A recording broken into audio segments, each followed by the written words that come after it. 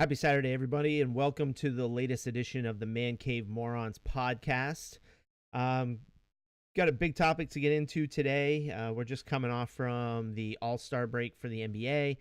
Basketball's got into swing here the last couple of days, and big weekend in the NCAA as we're counting down to March Madness and Selection Sunday. Spring training baseball games started up the other day. NASCAR is underway, so a lot of stuff going on in the sports world. Not a lot of big stories right now. Like I said, the NBA is just getting back in. We'll probably talk more about that next week. But the big topic for today that I want to talk about is the NCAA basketball violations that have gone down last night, yesterday morning. The FBI story broke from Yahoo. And then late yesterday, we received word that Coach Miller from Arizona is on a wiretap discussing a $100,000 payment to one of his players. We had the Louisville fiasco that went down, and then the vacating of their championship in 2013. And as you know, last year, the whole Rick Pitino thing happened just before the season began. So I kind of wanted to take today to discuss NCAA basketball as kind of like as a whole, talk about these issues. Football can probably get lumped in there too with some of these things. And basically, I mean, off the top, it seems like there's a huge issue with the basketball and football programs in many schools. I'm sure, there's issues at all levels. But if you dig in, you're not reading stories about the field hockey team or the swim team or the lacrosse team. These issues basically stem from two sports in college, and that's basketball and football. With the basketball violations, pretty much what we're seeing with this FBI issue is runners for a sports agency, were pretty much getting money to players to go to certain schools. Adidas was also caught in this as well. That was the Louisville situation where they were paying certain players to go to certain schools, and the hopes were that the coach in turn would then try to convince these players that once they went pro to go with these agencies. These players trust a lot in their coaches, so the thought was, hey, we can get the player, go to that school, the coach will then work on that player, and when they get that pro contract, we're going to recoup all of that money that we gave out and then some. In the Arizona situation, it was about $100,000. We've seen other players like Sexton from Alabama, Markelle Fultz, who's now no longer in the league, but at Washington, Miles Bridges at Michigan State. We're talking, I think there was something along the lines of 20 some odd players that were over $10,000. So there was a lot of different schools in there as well. Duke, North Carolina, Kentucky, Southern Cal. I mean, Arizona's obviously in there. So it kind of runs the gamut. But the point of the whole story was money was being given to families to get a kid to go to a certain school in hopes that these agents would get these kids. So it's kind of a lot of intertwined things going on there. My take on all of this is there needs to be a full revamping of, this for this podcast. We're going to specifically just stick to basketball. But there needs to be a full revamping of what the NCAA basketball landscape looks like. Basketball in general has changed a lot over the last 20 plus years.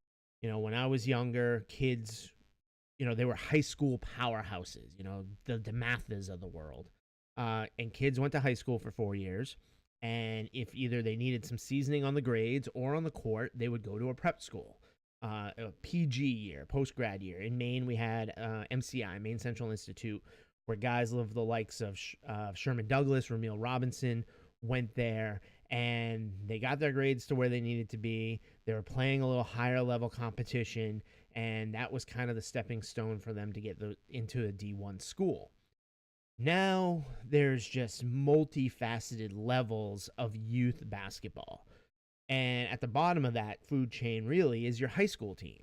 So you have the high school teams, and then you have the AAU teams. And in some of these situations, what was happening was director of an AAU program out of Saginaw, Michigan, was trying to get his hooks into certain players. And so these cash runners And these shoe companies were going after the guys running the AAU program and trying to get certain players to certain schools.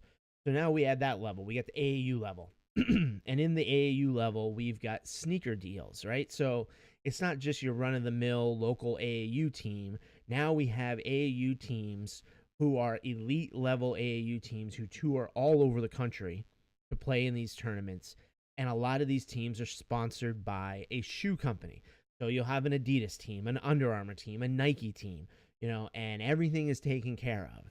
And these kids now are going from high school. It doesn't matter where you go to high school anymore. It matters what's your AAU team.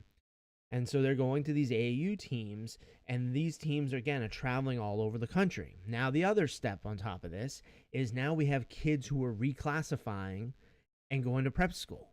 So, again, your high school program gets pushed even further down. So forget the high school. I'm worried about AAU. And on top of that, I'm worried about, okay, I'm going to go to this school and reclassify. That's the new thing now. Everyone's reclassifying. Kids are reclassifying in middle school because it's going to give them an extra year of growth, an extra year of getting some size and development so they can be competitive. So you're holding the kid back in 8th grade. Instead of going to high school, you say, oh, we're just going to redo 8th grade. You get kids that are going to these prep schools and they're reclassifying. So they might do 1 or 2 years at their local high school, and then they're going to go to a prep school and reclassify back down. And they're going to leave after their sophomore year, but then they're going to do their sophomore year over again. And so the emphasis is taken away from the academics of the situation and put onto, hey, if we can get you more time developing before you go to college, you're going to be that much better. So the problem with all of these layers is back in the day, and I use DeMatha, but back in the day it was, hey, I was a kid, I played high school basketball.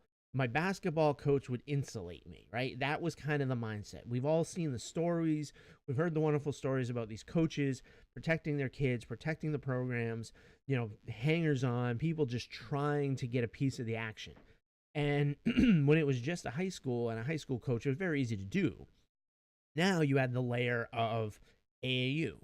And again, you have guys running AAU programs who they're being approached by people. So now you got people from the outside, shoe companies, agents, all these people coming in from the outside, getting their hooks in the AAU teams, saying, hey, look, I want that kid.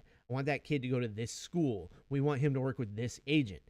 So the protections now are less and less because these kids aren't insulated in their little school. They're now out touring the country. They're in hotels. They're in restaurants. They're in airports. And you never know who's going to come up and who's going to start talking to you.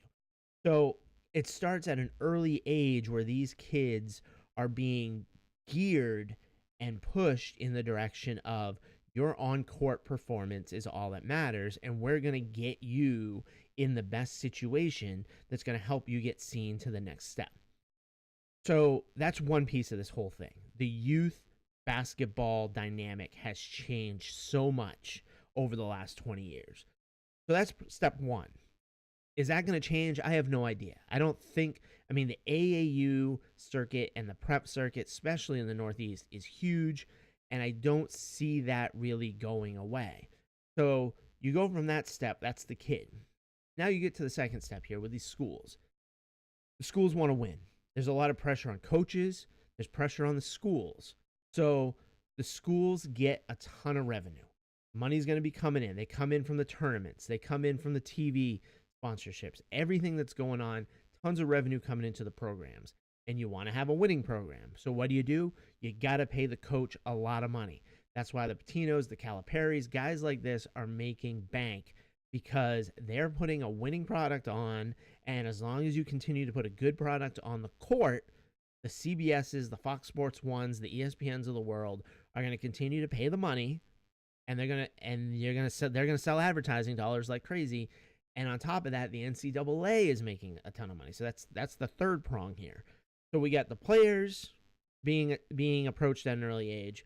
We got the coaches and the institutions saying, "Hey, look, this is driving us. We can build these new facilities on campus because of the money that we're making, primarily off from basketball and football." We can build these new buildings. We can build these new dorms and these libraries and all these other things that people love because of the revenue coming in from the athletic department.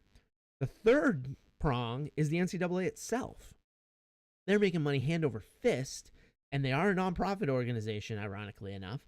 But they're making a ton of money because they're the ones who's selling the rights.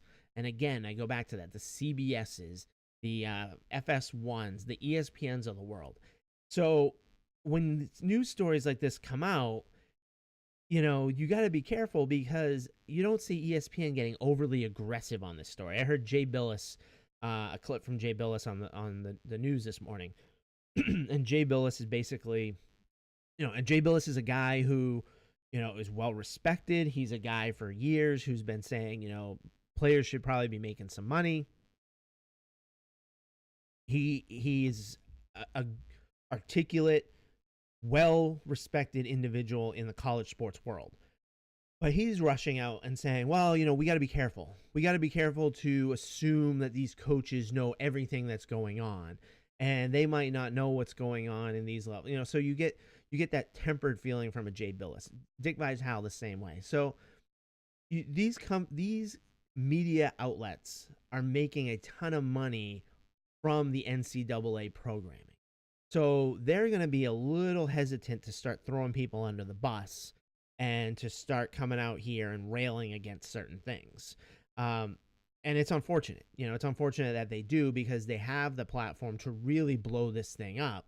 And the thing is, a guy like Dick Vitale or Jay Billis, they want to get that interview. I mean, Jay Billis had the interview with Rick Pitino, right? I mean, they want to get that interview. So they're going to be a little hesitant to start saying, hey, Coach Miller down in Arizona, how did you not see this coming? And just start saying, hey, all these guys need to be, pushed aside. So again, we got the three issues. We got the kids at a young age, we got the coaches and the institutions making a ton of money, and we got the NCAA making a ton of money. And who's overseeing the whole thing? The NCAA. So from the kids' standpoint, first let's go back to from a penalty standpoint. I think a couple things need to happen. One, let's just go to, how do we fix this issue for the kids? One, we have to eliminate the one and done. That's got to go away. If a kid is good enough to go to the NBA out of high school, you let him go. Kids do it in baseball. Kids do it in hockey. Kids do it in life. There's kids that don't go to college who are very successful, who can just jump right into a career. 13, 14, 15-year-old kids who are developing apps, who go and work for tech companies, Steve Jobs, Bill Gates, people like this. They don't need to go to college. So, but in basketball, we say, oh, you have to go to at least 1 year, or you can't go to the NBA, or you got to sit out a year, or you go overseas, or whatever, which is just ridiculous. We're telling 18-year-old kids they can't go and make a living, but instead we're gonna continue the sham of student athlete and say, oh, well, we know you're one and done. You know you're one and done. So go to Kentucky or Duke or wherever it might be and take classes for the first semester, because you only need to be eligible after the first semester. That's all that matters. And you get through the first semester, and then we're just going to play basketball, and we're going to worry about March Madness, and then you're off the campus anyway because now you're preparing for the NBA draft. So this whole student-athlete thing is a joke because both sides are using each other. This is a symbiotic relationship. The school is taking this kid in, and they're feeding him, and they're giving him room and board, and they're giving him a couple classes in the first semester in order to try to win a championship and to generate more revenue for the school.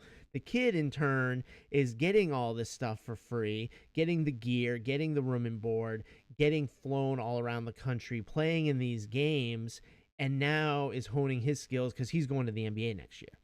So it's symbiotic. But imagine if we told all these other kids on campus, just come to school for a year. I mean, because that's what we're doing. We're telling this kid under the guise that he is a student athlete, we're bringing this kid in knowing darn well he's not going to be a student, and he sure the heck isn't going to be here for 4 or 5 years like the general population of the school is. So that just needs to go away. And Krzyzewski for a while fought this one and done thing. Calipari made a living off from it. And now Krzyzewski's figuring out that, hey, this is what I have to do to survive.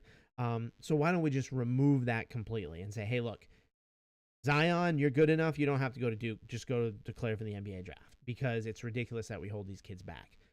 So on top of that, though, the NBA needs to develop a minor league system. And if you go to my website, ManCaveMorons.com, I wrote a story about this, that there should be a minor league system for the NBA. Each team has one minor league team in a same geographic location. So, like the Celtics, they got the main red claws. And it's like a baseball minor league system. Be a roster of 15 kids. You can put players on there. You can bring players up if there's injuries. You can move players in between, the big team and the minor league team. You have a salary of somewhere between $50,000 and $75,000. So these kids are going to make more money than they would otherwise. They're going to say, hey, look, I don't want to go to college anyway. I don't want to do this sham. And now they have an opportunity. And it's not just for kids who are going to be one and dones. I mean, you can use this minor league system for any kid. So maybe you got a kid who goes 3 years or goes 4 years and graduates and gets drafted by a team, and he's not ready. He's not cut out for it. They could draft him and put him in the minor leagues. In brainstorming this, it's somewhere between a 3 and a 5 year deal. The parent club has their rights for that long. They're paying them guaranteed money, and these kids can kind of develop.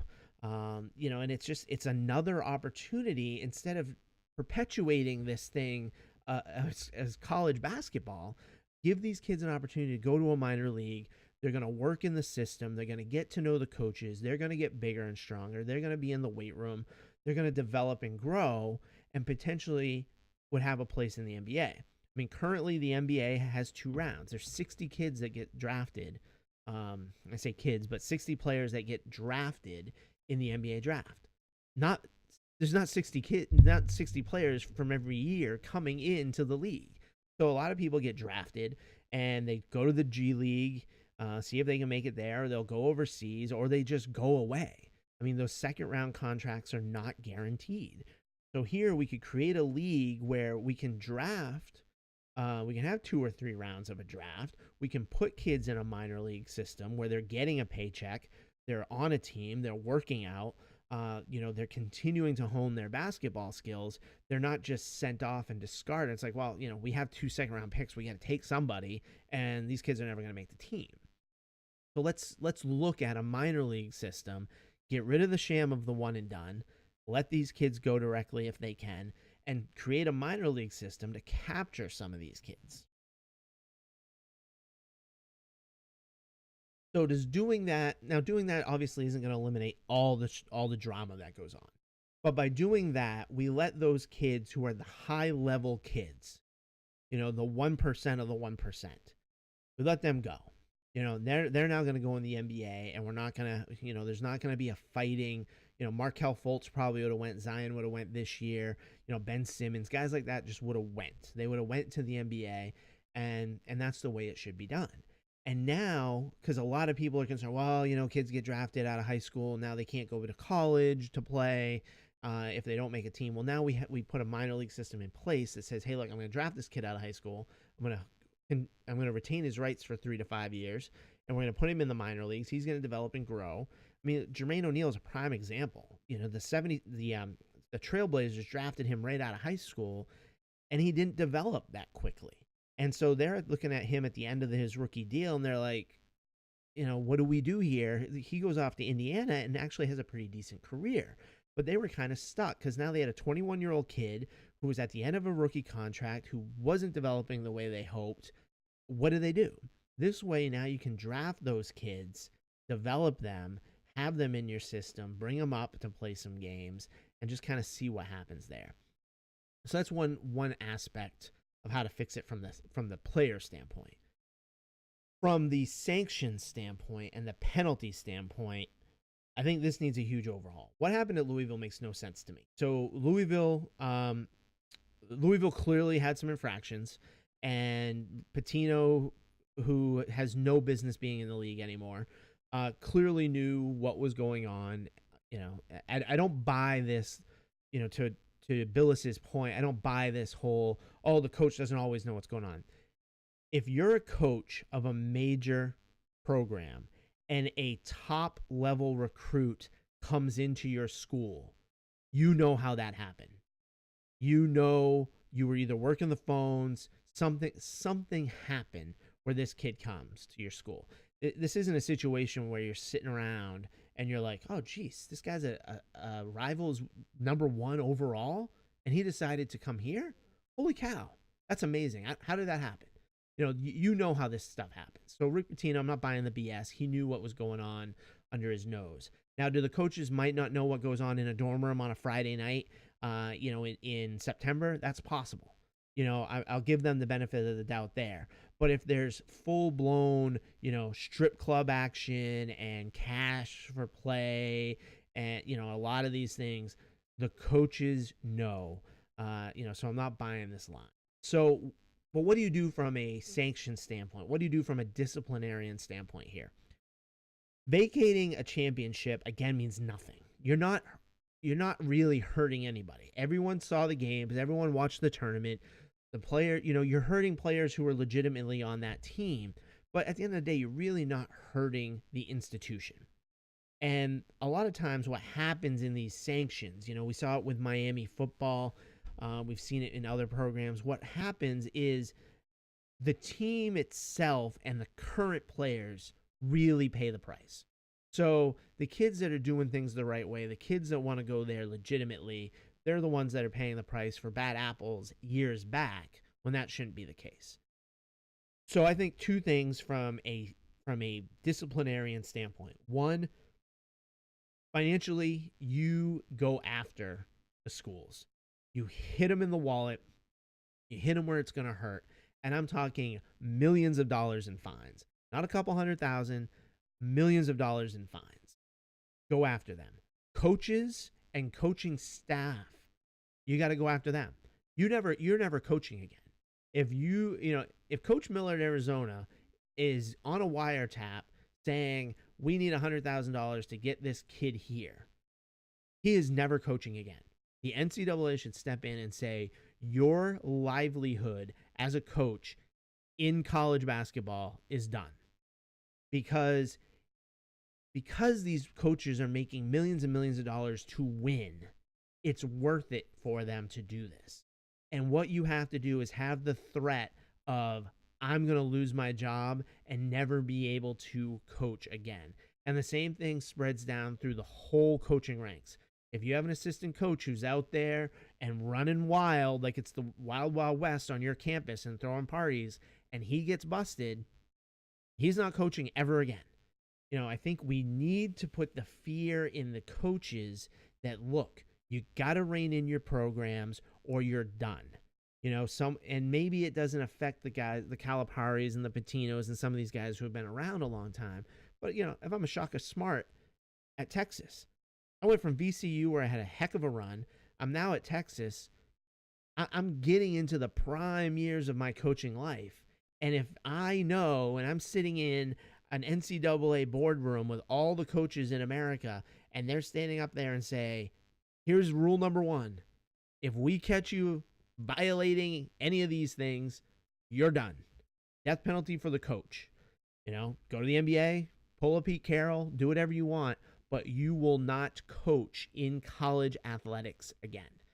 And I think if you do that, and then you put some strong financial fines on these institutions, you'll start to see a twist. Because is it worth it for Arizona to get someone to pay a kid $100,000 to come to their school for 1 year probably, if the coach is potentially going to lose his job and the school is potentially going to see fines of millions of dollars? So I think those need to be the starting point. Not you're going to vacate losses, or you're going to vacate, we're going to pull this banner down. Everyone was there. Everyone knew what happened. You need to draw a line in the sand and say, hey, going forward, here's what the penalty is. We don't care about those banners. I mean, it's all for show. It's all fluff. It's like, you look back in the media guide now, and it's going to say they were 0-30 in 2013 or whatever it might be. And that doesn't solve any problems. It doesn't slow anything down because Rick Pitino still made money. The school is still going to end up making money, even if they do have to pay back some winnings and other things.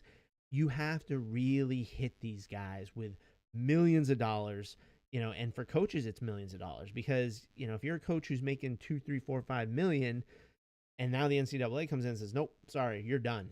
You can't make any more. It really should grab your attention. So it's going to be interesting to see what happens over the next couple of weeks. I mean, the timing of this thing's amazing. We're heading into March Madness here, Selection Sunday a couple of weeks away. And now we got these teams like in Arizona, like in Alabama, who have known players on their roster who potentially could, violate the whole season. So it's going to be interesting to see what the NCAA does. And, there's a lot of other things that need to change from a player standpoint.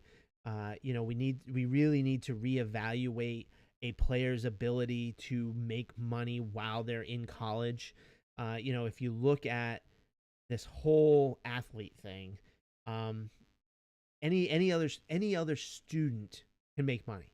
If I am an English major and I write this wonderful novel, I can sell it, I can make millions of dollars and continue to go to school, and it's like nothing ever happened. If I'm a computer science major and I develop this wonderful app and make millions of dollars, I can continue to go to school and it's like nothing ever happened.